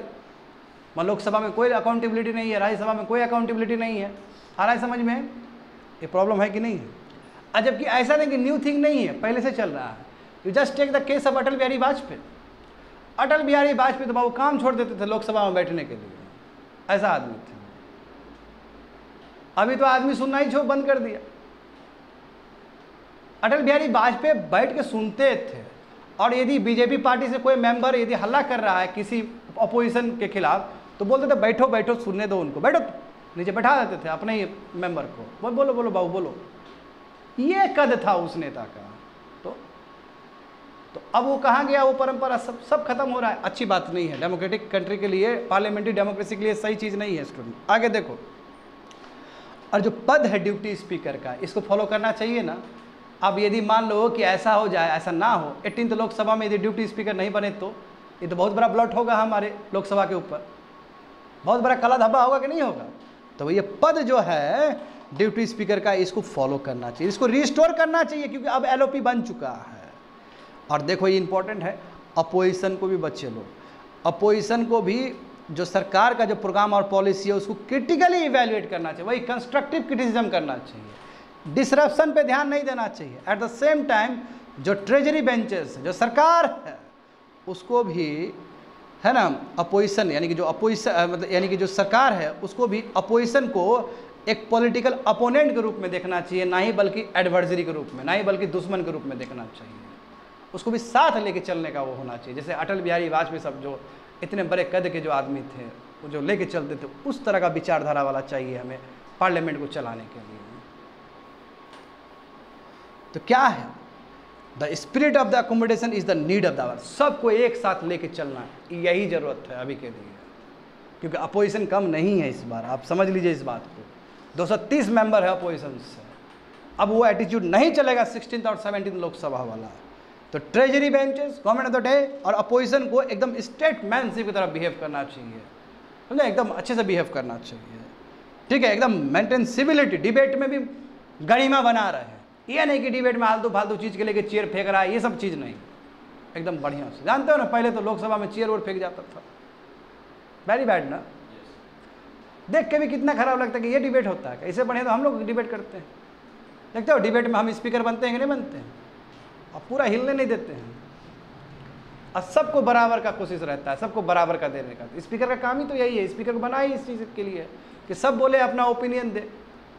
तो स्टेटमैनशिप चाहिए, सिविलिटी चाहिए डिस्कशन में, हेल्दी डिस्कशन होना चाहिए। अपोजिशन का भी बिल्कुल, अपोजिशन क्या चाहिए, अपने स्ट्रैटेजी को लेके अच्छे से, हाँ अच्छे से काम करे, हेल्दी डिस्कशंस करे, और पूरा दोनों के ऊपर, ट्रेजरी बेंचेस और अपोजिशन दोनों के ऊपर डिपेंड करता है कि किस तरह का डिबेट होगा। तो बिल्कुल दोनों ही अच्छे से एक दूसरे को कोऑपरेट करें और हेल्दी डेमोक्रेसी दे, हेल्दी डिबेट करवाए, हेल्दी डिस्कशन करें, ताकि नेशंस को लाभ हो इससे। होप सो समझ में आ गया होगा स्टूडेंट तुम लोग को। तो देखो पहला एडिटोरियल और दूसरा एडिटोरियल कनेक्टेड है कि नहीं एक दूसरे से, कितना कुछ जान लियो तुम लोग पॉलिटिक्स का। यदि स्टैटिक पढ़ोगे तो और क्लैरिटी आ जाएगा इससे। आगे देखते हैं, ऑल टुगेदर न्यू टॉपिक। क्या समय आ चुका है कि भारत को नेशनल सिक्योरिटी स्ट्रेटेजी चाहिए, जिस हिसाब से ग्लोबल थ्रेट्स हो रहे हैं। हमें भी प्रॉपर डॉक्यूमेंट चाहिए ताकि विजन क्लियर हो हमारा। GS paper 3 international relation. देखो यहाँ पे है क्या, पहले बात समझना होगा कि ऐसे बहुत सारे चीज़ है जो दुनिया में घट रहा है अभी, जिसके वजह से नेशनल सिक्योरिटी पे खतरा है। जब खतरा है तो डॉक्यूमेंट बनाना होगा हमें, विज़न क्लियर करना होगा हमें। तो क्या क्या चीज़ है, देखो कहाँ कहाँ चीज़ हमें कंसिडर करना, क्या क्या चीज़ हमें कंसिडर करना होगा। क्या ज़रूरी है कि थिएटर कमांड को और तेज़ी से बढ़ाया जाए। थिएटर कमांड का मतलब क्या होता है, जो हमारा 3 फोर्स, नेवी, आर्मी और एयरफोर्स, क्या तीनों के लिए थिएटर कमांड और तेज कर दे, यानी कि तीनों को साथ एक साथ ऑपरेशंस जरूरी है ना कोऑर्डिनेशन के लिए। हाँ, क्या इसको और एक्सपर्ट, उसको इसमें और तेजी लाने की ज़रूरत है। नंबर 1 कहोगे, मैक्सिमम लोग कहेगा कि ज़रूरी है, कि जब नेशनल सिक्योरिटी का बात होगा तो हम CDS बनाए भी तो इसी के लिए बनाए। CDS इसी के लिए ना बनाए हम लोग। CDS मतलब चीफ ऑफ स्टाफ डिफेंस। इस बार UPSC 2024 में क्वेश्चन था CDS के बारे में। दूसरा देखो, क्या अब आ चुका है कि हमको दूसरा एयरक्राफ्ट कैरियर चाहिए। क्या होता है एयरक्राफ्ट कैरियर, मेरीटाइम सिक्योरिटी के लिए एक है हमारे पास। क्या आप चाहिए, क्योंकि जिस हिसाब से इंडियन ओशन रीजन में चाइना का जो प्रेजेंस बढ़ रहा है, तो क्या हमको एयरक्राफ्ट कैरियर चाहिए। एयरक्राफ्ट कैरियर का मतलब है कि जो मेरीटाइम में जो सिचुएशंस है उसको भापने के लिए उसका इनपुट चाहिए कि नहीं चाहिए। मान लो कि बंगाली से तुम्हारा चाइना निकला, चाइना इंडियन ओशन में कब्जा ही लिया है अच्छा खासा। हम्बनटोटा चाइना के पास से, कैपू पोर्ट चाइना के पास से, जिबौती पे चाइना है, ग्वादर में चाइना है, नीचे देखो नीचे भी तुम्हारा मॉरिशस में भी चाइना है। तो पूरा इंडियन ओशन को तो घेर तो लिया स्ट्रिंग ऑफ पल्स के हिसाब से। तो क्या हमको अनदर एयरक्राफ्ट चाहिए ताकि मैरीटाइम सिचुएशन से हम अवेयर रहें। तीसरा देखो, जिस हिसाब से चाइना का फोरे, चाइना का प्रेजेंस इंडियन ओशन रीजन में बढ़ रहा है, तो क्या नेवल पावर हमें और ऑगमेंट करना पड़ेगा, और बढ़िया करना पड़ेगा, इसका स्ट्रेंथ और बढ़ाना होगा। जैसे अलकायदा का जो ब्रांचेस है, जैसे इस्लामिक स्टेट का ब्रांचेस पूरा दुनिया में फैल रहा है ना, अफ्रीकन कंट्री में तो बहुत ज़्यादा है। अल शबाब देखे कि नहीं देखे तुम लोग सोमालिया में? हाँ, बोको हराम देखे कि नहीं देखे बहुत सारे कंट्री में? तो क्या जरूरी है? ये है वर्ल्ड में, इंडिया में आएगा तभी समझोगे क्या? दुनिया में तो बढ़ ही रहा है। देखो न्यूजीलैंड में किस तरह का अटैक हुआ, श्रीलंका में किस तरह अटैक हुआ चर्च पे। तो जिस तरह साइबर थ्रेट से, बताओ साइबर थ्रेट बैठा हुआ है चाइना में, वहाँ से यहाँ पे साइबर थ्रेट्स हो रहा है। हाँ, क्रिप्टो करेंसी देखो कितना अपने आप में एक थ्रेट्स है, क्रिप्टो करेंसी बिटकॉइंस, क्योंकि वो आरबीआई का रेगुलेशन फॉलो ही नहीं करेगा वो। तो जिस हिसाब से साइबर थ्रेट्स हो रहे हैं, स्पेस एसेट्स देखो है ना, आप देखो स्पेस के लिए क्या नहीं आया है, एनर्जी वेपन से तुम सैटेलाइट सब गिरा सकता है। तब तो स्पेस एसेट्स को बचाना है तो कुछ काम तो करना पड़ेगा आपको, समझे? How to optimise the resource. अब बताओ तुम्हारे पास पैसा बहुत लिमिटेड है, बजट में हम लोग डिफेंस को देते हैं ना, हम जानते हैं कि डिफेंस में ज़्यादातर पेंशन में ही चला जाता है, ज़्यादातर सैलरी में चला जाता है। तो कैसे बेस्ट करें? बेस्ट तभी कर सकते जब तीनों को कोऑर्डिनेट करेंगे हम लोग, और कम रिसोर्सेज में भी चल सके। तो उसको कैसे ऑप्टिमाइज़ किया जाए, कैसे पैसा को ठीक से यूज़ किया जाए ताकि तीनों सेना हमारा ठीक रहे। बात समझे? तो how to ensure national strategy without come, कैसे हम अपना नेशनल स्ट्रेटजी को लेके चलें और बिना ये आरोप लगे हुए कि ना ही हम यूनाइटेड स्टेट्स के अंदर हैं। क्योंकि हम पे बहुत आरोप लगता है ना कि इंडिया हमेशा क्या है कि यूनाइटेड स्टेट्स का बात मानता है। नो, हम किसी का बात नहीं मानते। यदि हम यूएस का बात मानते तो रसिया से कहाँ से तेल लेते? हम क्रूड ऑयल लेते? नहीं, हम लिए कि नहीं लिए? हम फिर से हम ईरान के साथ व्यापार करना शुरू कर दिए। तो अपना नेशनल ऑटोनॉमी होना चाहिए, स्ट्रैटेजी अपना ऑटोनॉमी होना चाहिए। हम क्यों मानेंगे यूएस का बात? मगर ये दिखना भी तो चाहिए। यूएस से बताओ कैट्सा लॉ लगाया बहुत सारा कंट्री के ऊपर, पाबंदी लगाया ना, इंडिया फिर भी किया है। रसिया से अभी भी हमारा व्यापार चल ही रहा है, ईरान के साथ फिर हम शुरू कर दिए हैं। तो ये चीज़ हमें चाहिए। तो टू सॉल्व ऑल दिस प्रिडिकेमेंट, यानी कि जो भविष्य में जो होने वाला है, जो अभी लग रहा है कि सभी चीज़ से खतरा है, क्या क्या चीज़ में सुधार होना चाहिए, उसके लिए ज़रूरी है कि नेशनल सिक्योरिटी स्ट्रेटजी भारत का क्लियर हो। ये डॉक्यूमेंट जरूर जल्दी बनना चाहिए ऐसे परिस्थिति में। क्योंकि देखो कहोगे सर डॉक्यूमेंट का इतना खास क्या बात है? अरे कोऑर्डिनेशन होगा इससे, विज़न क्लियर रहेगा इससे। हाँ, जितने भी मिनिस्ट्री है सब कॉपरेट करेंगे एक दूसरे से, डुप्लीकेशंस नहीं होगा, कन्फ्लिक्ट नहीं होगा। आगे देखो, तो क्या समझते हो नेशनल सिक्योरिटी स्ट्रैटेजीज से? मैं इसमें यही लिखने के दिए थे तुम लोग को। हाँ, यहाँ आंसर हो जाएगा इसका। देखो नेशनल सिक्योरिटी स्ट्रैटेजी से क्या समझते हो स्टूडेंट? तो देखो ये स्ट्रैटेजी है नेशनल इंटरेस्ट के हित में है, यानी कि देश के हित में ये स्ट्रैटेजी होता है, समझे? इसका काम है कि जो लोग हैं, हमारे जो लोग हैं अंदर, जो भारतीय लोग रहते हैं, उसको प्रोटेक्ट करना, अपने बाउंड्री को प्रोटेक्ट करना, समझे? बेसिकली नेशनल सिक्योरिटी स्ट्रैटेजी जो है कंट्री का अपना सिक्योरिटी ऑब्जेक्टिव है कि कैसे देश को बचा के चलना है और कैसे वो चीज़ अचीव करना है ताकि देश पे कोई तरह का हमला ना हो, ना ही साइबर थ्रेट हो, ना ही क्रिप्टो करेंसी वाला चीज़ हो, ना ही टेररिज्म अटैक हो, बहुत सारा चीज़। आप climate change also, climate change जानते हो ना, अपने आप में न्यू बज़वर्ड है अभी की डेट में। तो सिक्योरिटी बहुत तरीके से स्टूडेंट, सिक्योरिटी को डिफाइन किया जाएगा बहुत तरीके से। इकोनॉमिक सिक्योरिटी है ना, energy security, physical security, environmental security, food security, border security, cyber security. देख रहे हो ना? तो केवल इंटरनल सिक्योरिटी का ही तक नहीं है। जैसे हमारा देखो, हमारा इकोनॉमी चल रहा है, हम लोग अभी $3.7 ट्रिलियन के GDP है ना, वर्ल्ड में 5th रैंक आता है हमारा। तो ये भी तो एक सिक्योरिटी है। मान लो कोलैप्स कर गया तो कितने लोग बेरोजगार हो जाएंगे, पूरा इकोनॉमी कोलैप्स हो जाएगा हमारा। तो इसके लिए भी स्ट्रैटेजी। एनर्जी सिक्योरिटी जरूरी है कि नहीं है? अभी भी 87% हम क्रूड ऑयल बाहर से मंगवाते हैं, 50% अभी भी हम तेल बाहर से मंगवाते हैं, नेचुरल गैस मंगवाते हैं। तो इसका भी तो सिक्योरिटी चाहिए ताकि हमारे लोग सब जी सके। फिजिकल सिक्योरिटी चाहिए हमें, जो इंफ्रास्ट्रक्चर जो बने हो। बताओ इंफ्रास्ट्रक्चर पे यदि टेररिस्ट अटैक कर दे, जैसे अलकायदा ने किया था कहाँ पे, यूनाइटेड स्टेट्स में, तो गड़बड़ हो जाएगा ना। यस, उसके लिए इंटेलिजेंस मजबूत करना होगा, उसके लिए रॉ को बहुत आगे रखना होगा। तो इन्वायरमेंटल सिक्योरिटी, इन्वायरमेंट को प्रोटेक्ट करना पड़ेगा ना, आखिर सब कुछ तो इन्वायरमेंट से ही रिलेटेड है। तो फूड सिक्योरिटी देखो, कितना इंपॉर्टेंट है फूड सिक्योरिटी। खाना नहीं तो कुछ नहीं। एग्रीकल्चर सेक्टर को बल देना होगा। बॉर्डर सिक्योरिटी, साइबर सिक्योरिटी, सब जरूरी है। सिक्योरिटी डॉक्यूमेंट में सब चीज़ को देखा जाएगा। हाँ, इसमें ट्रेडिशनल और नॉन ट्रेडिशनल थ्रेट दोनों ही।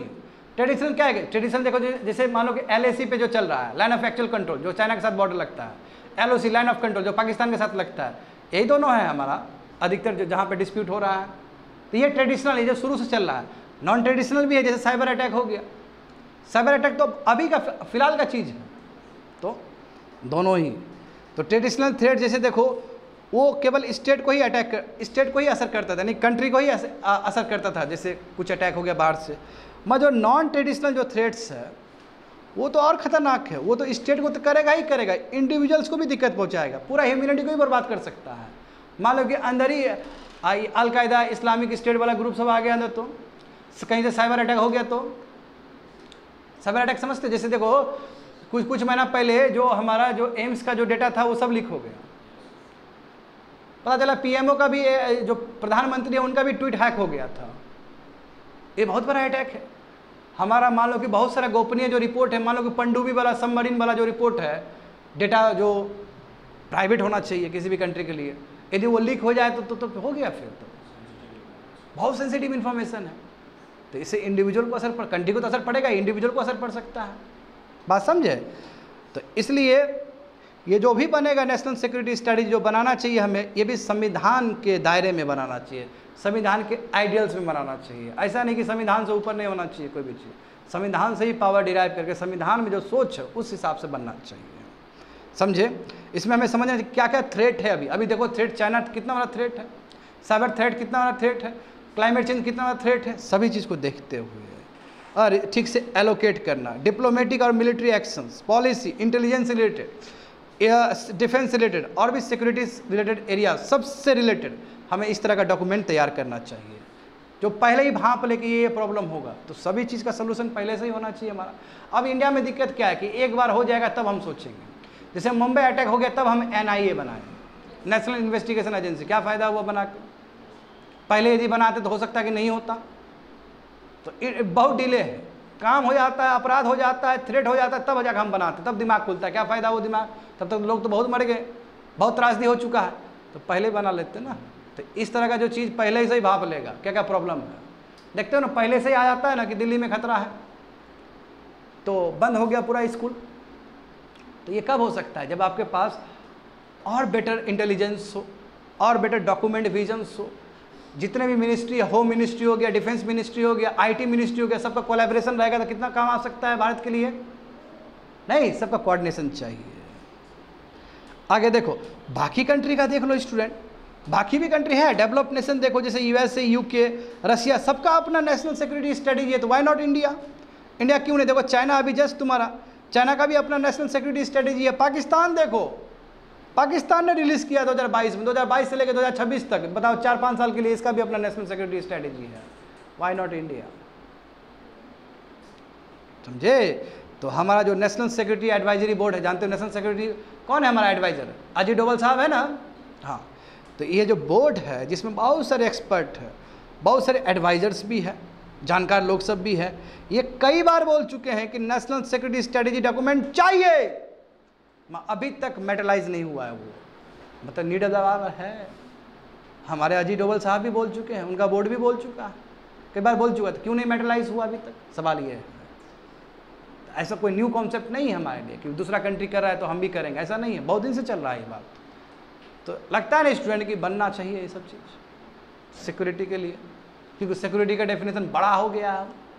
केवल सिक्योरिटी का मतलब केवल हाँ एक ही चीज़ नहीं है, उसमें मल्टीपल एस्पेक्ट्स है, इन्वायरमेंट है, फूड सिक्योरिटी है ना। आगे देखो स्टूडेंट, तो 5 क्रिटिकल, अब बोला कि 5 फ़ायदा होगा, हालांकि इससे भी ज़रा फ़ायदा होगा जो ऑथर साहब लिखे हैं कि 5 क्रिटिकल बेनिफिट्स हो सकता है यदि हमारे पास नेशनल सिक्योरिटी स्ट्रेटजी हो।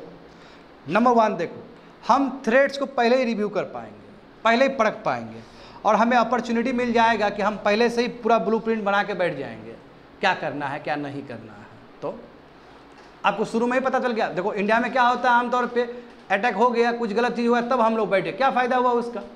इसमें क्या है कि हम थ्रेट्स को पहले ही रिव्यू कर लिए, पहले ही भाप लिए और उस हिसाब से अपना स्ट्रेटजी बनाए। तो वही बोला कि ये पूरा सरकार को मदद करेगी कि कॉम्प्रिहेंसिव स्ट्रेटेजिक असेसमेंट कर ले वो, यानी कि कंट्री में जो जो चीज़ थ्रेट है वो पहले ही समझ ले और उस हिसाब से अपना उसको मौका मिलेगा, अपॉर्चुनिटी मिलेगा कि उस हिसाब से अपना पॉलिसी बना सकता है। है ना, पीरियडिक रिव्यू कर सकता है, क्या क्या चैलेंजेस हैं, चाइनीज़ नेवी जिस हिसाब से बढ़ रहा है ना, तो उसके लिए क्या होना चाहिए। तो ये बहुत ही देखो ना, बहुत ज़रूरी है स्टूडेंट, क्योंकि हमें देखो, हमें दिक्कत क्या है कि हम इमीडिएट चीज़ पे फोकस करते हैं, जो अभी हो गया, हमें लॉन्ग टर्म भी सोच के चलना है। अब देखो, चाइना को तुम यदि अभी नहीं उसको कंटेन करोगे तो चाइना 10 साल बाद हावी हो जाएगा तुम्हारे ऊपर। तो हमें समझना होगा कि चाइना का जिस हिसाब से प्रेजेंस बढ़ रहा है, भले ही चाइना 2025 में अटैक नहीं करे, मत 30-35 तक तो खुखार हो जाएगा चाइना।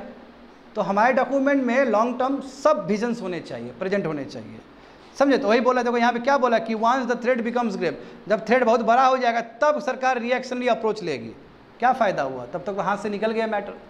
यदि अटैक कोई कर दे तब जाके तुम लोगे तो क्या फ़ायदा हुआ। पहले से पता होना चाहिए, पहले से आपके पास इनपुट्स होना चाहिए, पहले से आपका इंटेलिजेंस तगड़ा होना चाहिए, पहले से पता होना चाहिए क्या क्या होने वाला है। अब होता ही है, बाकी कंट्री तो पता कर ही लेता है, हम भी पता कर लेंगे, हमारा भी इंटेलिजेंस तगड़ा ही है, बस कोऑर्डिनेशन की ज़रूरत है। आगे देखो, यस, एक तुमको फ्रेमवर्क देगा लॉन्ग टर्म प्लानिंग के लिए, समझे, एक फ्रेमवर्क देगा, यानी कि तैयार करवाएगा तुमको। Strategic competition requires intense work in peace time. बताओ, जब कोई अटैक कर देगा तो उस टाइम में तुम तो और हड़बड़ा जाओगे। पीस टाइम में, जब शांत है कंट्री, उस टाइम में ही हमें स्ट्रेटेजी बना लेना चाहिए, ताकि कभी भी क्रिटिकल सिचुएशन आए तो उसको कैसे टैकल किया जाए, समझे।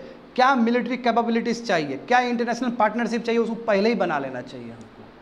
जैसे मान लो कि अभी हमको डर है कि चाइना से, कि इंडियन ओशन घेर रहा है, तो अभी जो लाइक माइंडेड कंट्री है, जैसे ऑस्ट्रेलिया हो गया, नहीं, जैसे लिटरल आइलैंड्स हो गया, छोटे छोटे जो आइलैंड्स हो गए इंडियन ओशन में, सबको लेकर ना चलना पड़ेगा कि जब चाइना अटैक करेगा तभी बुद्धि खुलेगा। तो गलत हो जाएगा, लेट हो जाएगा, तब तक ये करना होगा। देखो, विद नेशनल सिक्योरिटी स्ट्रेटेजी, जैसे इंडियन नेवी को क्या दूसरा एयरक्राफ्ट चाहिए कि नहीं चाहिए वो पता चल जाएगा ना। अभी सबसे पहला सवाल यही था ना, क्या थिएटर कमांड होना चाहिए, एक्सपेडाइट होना चाहिए, क्या दूसरा एयरक्राफ्ट कैरियर चाहिए कि नहीं चाहिए। यदि ये हमारे पास रहेगा तो हमको तुरंत भनक लग जाएगा, ओ हो, इंडियन ओशन रीजन में चाइना बहुत तेज़ी से वो कर रहा है, जब जल्दी दो एयरक्राफ्ट, जल्दी दो, तो क्वेश्चन ही नहीं उठेगा, तुरंत जल्दी, हाँ, तुरंत तुरंत तुरंत तुरंत एक्शन हो जाएगा। यदि रिक्वायरमेंट नहीं है तो बात खत्म करो, डिबेट ही करना नहीं है, तेज़ी से पता चल जाएगा आपको। क्या इन्फेंट्री डिवीजन और होना चाहिए, आर्मी का टुकड़ी और बनना चाहिए, क्या इंडो टिबेट, जिस हिसाब से चाइना नज़दीक आ रहा है ना भारत का, अरुणाचल में, तिब्बत में, तो क्या हमको इन्फेंट्री डिवीजन और चाहिए, क्या इंडो टिबेटन बॉर्डर फोर्स को और बढ़ाना चाहिए, क्या बीएसएफ को और बढ़ाना चाहिए। तो नेशनल सिक्योरिटी स्टडीज से सब भनक लग जाएगा, उस हिसाब से हम बना देंगे, है ना। अग्निवीर वाला नहीं बाबू, अग्निवीर वाला जानते हो सरकार का कितना बड़ा फेलियर है अग्निवीर। सरकार ने खुद बोला कि हम फिर सोचेंगे इस पर, तो गिरा देगा, मोरल गिरा देगा स्टूडेंट बच्चा लोग का जो गया है पास होकर। हाँ, इसमें पता चल जाएगा दोस्त कौन है, दुश्मन कौन है, दोनों के ही बारे में आपको रिपोर्ट पता चल जाएगा, है ना। देखो, यही बोला कि आपको फ्रेंड के बारे में भी और दुश्मन के, फोर्स मतलब होता है दुश्मन के बारे में भी सिमिलर तरीके से पता चल जाएगा आपको, है ना। इसमें देखो, इंडिया, तो उस हिसाब से इंडिया अपना नेट सिक्योरिटी प्रोवाइडर के रूप में यूज़ करेगा, बहुत सारे कंट्री को अपने साथ लेके चलेगा, समझ गए ना। Yes, it would also clarify India's policy, और अपने पार्टनर को भी पता रहेगा। देखो, जब आपके पास लॉ रहता है तो कोई कंट्री कुछ बोल नहीं सकता है, क्योंकि पार्लियामेंट से पास हुआ, 140 करोड़ आदमी पास किया है उसको। तो कोई भी, जैसे ऑस्ट्रेलिया इंडिया के पास आना चाहेगा कॉमन गोल पे, तो वो भी इंडिया का नेशनल स्ट्रेटेजी वो डॉक्यूमेंट देखेगा, अच्छा इंडिया का ये है, इंडिया का ये है, अच्छा यहाँ पे कॉपरेट कर सकते हैं, यहाँ पे कॉपरेट नहीं कर सकते, वो भी क्लियर रहेगा और डिस्टर्ब नहीं करेगा। तो कॉपरेशन उसका पहले से ही बना रहेगा, एरिया ऑफ इंटरेस्ट पहले से ही बना रहेगा। और दूसरी बात है कि इंडिया अपने सिक्योरिटी स्ट्रेटेजी में ये लिख देगा कि हम ये जगह पर कॉम्प्रोमाइज़ नहीं करने वाले हैं। तो जो लाइक माइंडेड कंट्री होगा वो पूरा डॉक्यूमेंट को देखते हुए आएगा, तो उसके लिए भी कितना क्लैरिटी होगा, पार्टनर के लिए भी और इंडिया के लिए भी बहुत क्लैरिटी। तो वही चीज़ वहाँ पे लिखा गया कि इंडिया का जो पॉलिसी अपने पार्टनर को लेके वो भी तुम्हारा क्लियर रहेगा, यानी कि क्या कन्वर्जिंग इंटरेस्ट है दोनों में, क्या कॉमन मिनिमम पॉइंट है, क्या तुम्हारा डिफरेंस है, कहाँ पे इंडिया कॉपरेट नहीं कर सकता, वो सभी चीज़ वो डॉक्यूमेंट के अंदर रहेगा। तो देखो कितना बढ़िया क्लैरिटी आएगा कि नहीं आएगा, फुल क्लैरिटी। तो इससे फ़ायदा होता है स्टूडेंट, समझे, इससे बहुत फ़ायदा होता है। चौथा नंबर देखो, सिंक्रोनाइजेशन ऑफ वेरियस आर्म्स, सरकार का इतना आर्म से अलग अलग डिपार्टमेंट है, अलग अलग मिनिस्ट्री है, सबको सिंक्रोनाइज कर देगा, सबको साथ कर देगा। एग्जाम्पल देखो, हाँ एग्जाम्पल देखो, मिलिट्री देखो, है ना, NSS जो नेशनल सिक्योरिटी स्ट्रेटेजी है, वो टॉप टू डाउन मैंडेट देगा कि जितने भी इंडियन आर्मी है, इंडियन एयरफोर्स है, नेवी है, सबको एक साथ करो। जरूरी है आप थिएटर कमांड का, go for the theatre command, मिल गया आपको। उसी तरह देखो ministry of defence, external affairs, home ministry, सबको एक साथ करो, सब में कोऑर्डिनेशन लाओ। बात समझे? ताकि क्या होगा स्टूडेंट कि पहले से सब कुछ जुड़ा हो। अब ऐसा नहीं कि कुछ नया इंसिडेंट हुआ तो सब साथ में बैठक कर रहा है ना, वो पहले से ही सब कुछ है, पहले से ही कोऑर्डिनेशन है। होम मिनिस्ट्री कितना बड़ा मिनिस्ट्री है, डिफेंस मिनिस्ट्री, आईटी मिनिस्ट्री, है ना, इस सबको एक साथ जोड़ना। तो क्या लिखा गया देखो, could better coordinate daily at the working level. खाली कैबिनेट मीटिंग्स होने से नहीं चलेगा, रोज ही जुड़ा रहेगा तो बेटर डिसीजन ले सकते हैं। एंड अब जब ये सब चीज़ कर रहे हैं तो अकाउंटेबिलिटी स्ट्रांग हो जाएगा, सब दिखेगा, आदमी को, जनता को भी दिखेगा क्या कर रहा है हमारे देश का आदमी, है ना, हमारे पॉलिटिशियन क्या कर रहे हैं। तो जब एनएसएस इंट्रोड्यूस होगा तो अकाउंटेबिलिटी बढ़ेगा, ब्यूरोक्रेसी भी, समझे, ब्यूरोक्रेसी में भी अकाउंटेबिलिटी आएगा, समझे, पार्लियामेंट में पीपल सब समझेगा कि ये क्यों हो रहा है। तो सिटीजन ऑफ कंट्री यानी कि हमारे भारतीयों को जानने का अधिकार है कि हमारा जो मुखिया है कैसे हमारे देश को बचाएंगे। नहीं, आखिर हम चुन के क्यों गए, मोदी जी को क्यों लाए, क्योंकि हमको पता है कि मोदी जी फिर से जाके देश के बारे में ब्रांडिंग करेंगे, तभी ना मोदी जी को हम चुन के लाएँ। हमको पता है कि मोदी जी रोजगार देंगे हमको, तभी ना मोदी जी को लाएँ हम। तो नेशनल सिक्योरिटी स्ट्रेटजी में पता नहीं चलेगा कि मोदी जी का क्या इंटेंट है भारत को लेके, और यदि बढ़िया डॉक्यूमेंट है तो हम और खुश हो जाएंगे मोदी जी से। तो अकाउंटेबिलिटी हुआ कि नहीं हुआ, सरकार क्या करना चाहती है देश के लिए, पूरा अकाउंटेबिलिटी है कि इससे पता चला कि नेशनल सिक्योरिटी के लिए सरकार कितना कॉन्शियस है, समझे, कैसे वो काम करेगी। तो इसलिए विद्यार्थी हमें ये समय आ चुका है कि अब हमें नेशनल सिक्योरिटी स्ट्रेटजी चाहिए, बात समझे ना। और पर्पस क्या होना चाहिए इसका, पर्पस ये होना, अब जिस हिसाब से जो खतरनाक सिचुएशन है, ग्लोबल थ्रेट्स है, उस हिसाब से तो होना ही चाहिए। देखो, a fully effective strategy should be public document issued with the imprimatur of the Prime Minister because its purpose is to synchronize efforts widely across government and credibly signal the government political intent throughout the country and the world। यानी कि clear message चाहिए, clear message जाना चाहिए दुनिया में और भारत में भी कि हम करना क्या चाहते हैं, हमारा नेशनल सिक्योरिटी के लिए हम क्या सोचते हैं और कैसे हम पब्लिक को भरोसा दिला रहे हैं। ये जरूरी है कॉन्फिडेंस लेना। यदि आप सभी चीज़ को पीछे से चल रहे हो तो ठीक नहीं है, फ्रंट पे आके काम करना होगा और पब्लिक भी खुश रहेगा कि यस सरकार ये सब सोच रही है हमारे लिए। That's it, completed.